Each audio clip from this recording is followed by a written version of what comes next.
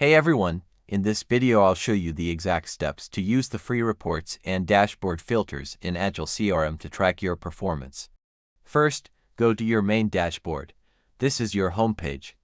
To add a report, look for the Customize or Add Widget button and click it. A list of report widgets will appear.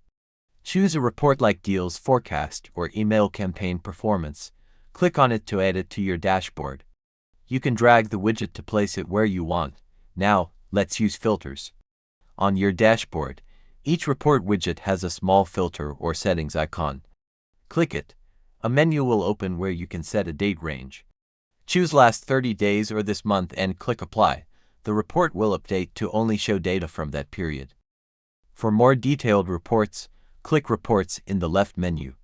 Here you'll see categories like Sales or Marketing. Click on Deals Report. The report will load with default data.